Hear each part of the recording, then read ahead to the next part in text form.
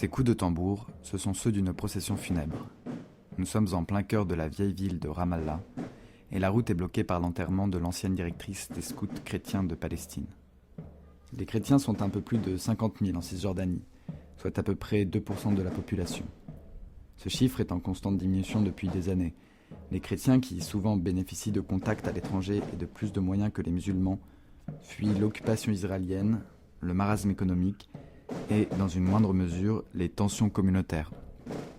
Aujourd'hui, je vais justement interroger l'un d'eux, Jalal, ancien séminariste, qui a longtemps quitté la Palestine avant de revenir s'installer à Ramallah il y a une quinzaine d'années.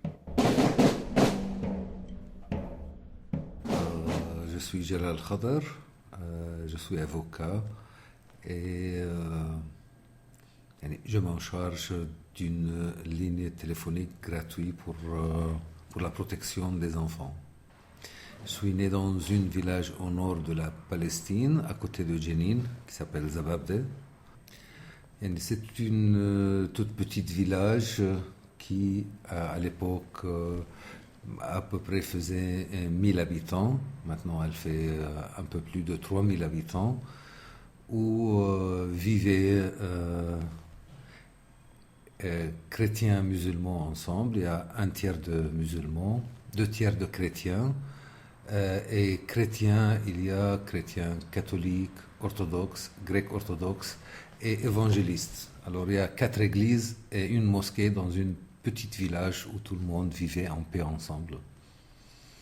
Peut-être ça m'a appris un peu de connaître l'autre et d'accepter l'autre et de dialoguer et de vivre avec l'autre. J'ai fait mes études à Jérusalem, au Collège des Frères, et puis au séminaire de Beit Jala. Et puis j'ai fait mes études universitaires, mes études de droit à l'université de Damas, en Syrie.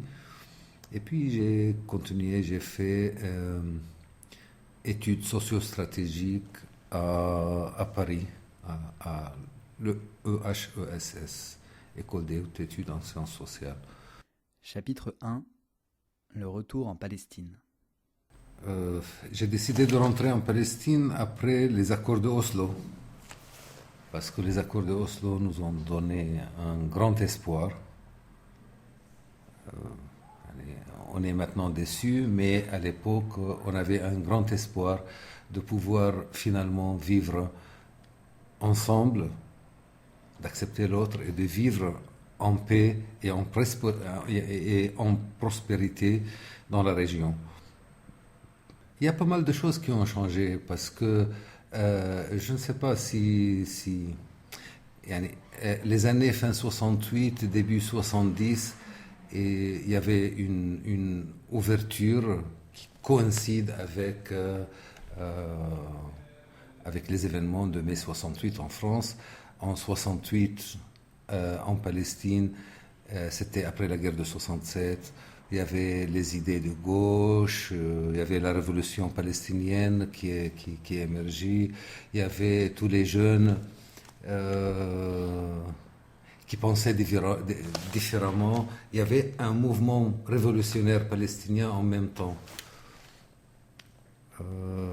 Et puis elle a reculé un peu partout dans le monde. Alors, les choses changent. Sinon, la vie sociale a très bien reculé en faveur d'une idéologie religieuse.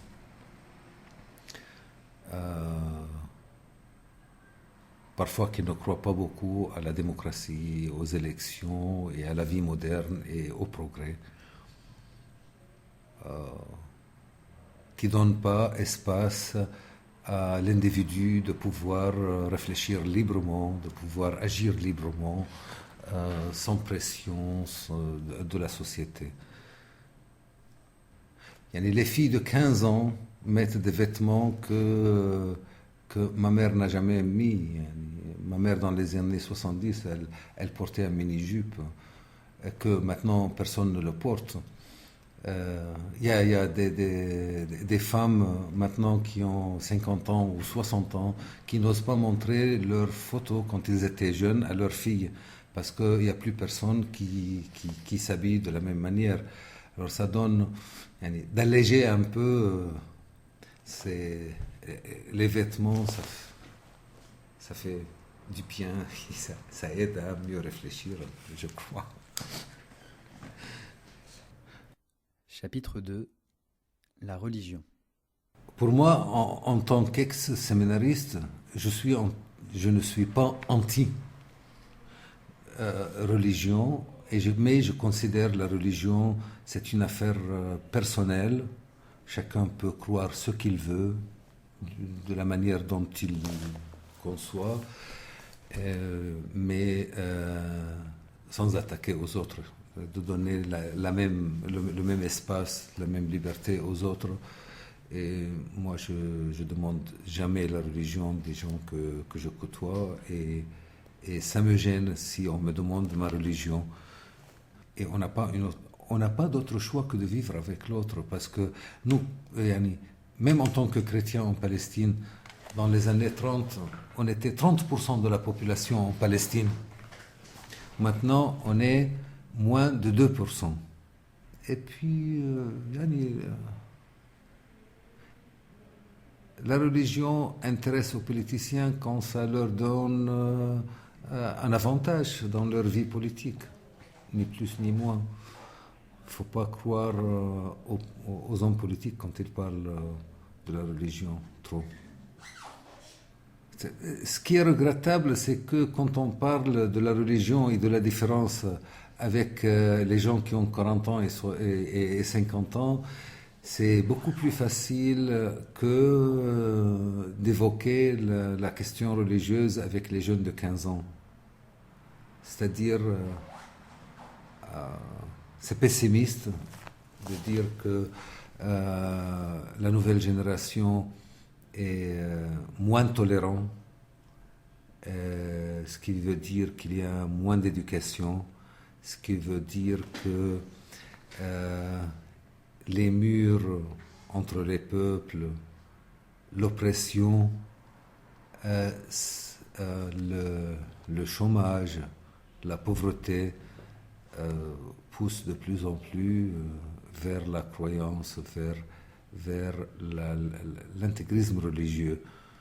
Parfois, je les comprends parce que les jeunes n'ont rien à faire de leur vie, n'arrivent pas à faire des études parce qu'ils n'ont pas suffisamment d'argent, n'arrivent pas à trouver un boulot parce que le pays est petit, les frontières sont fermées, il y a trop d'obstacles pour pouvoir travailler, il y a trop d'obstacles pour pouvoir voyager, pour pouvoir vivre leur vie.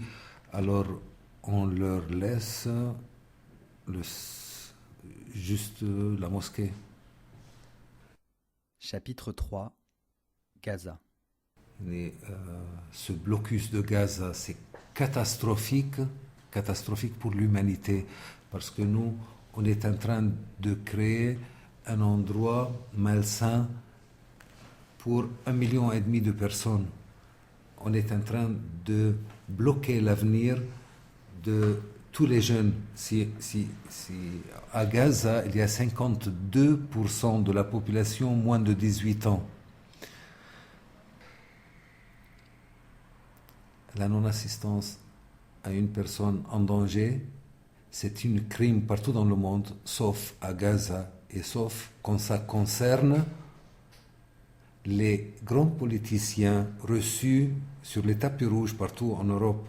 C'est regrettable que les dirigeants en Europe n'essayent pas ou ne font pas suffisamment d'efforts pour empêcher cette crime continuel qui n'arrête pas à Gaza. Chapitre 4. Les Israéliens. C'est dommage parce que moi j'avais des amis israéliens. Maintenant je ne peux plus les voir parce qu'il y a des murs, parce que eux n'osent plus venir me voir, moi je n'ose plus aller les voir.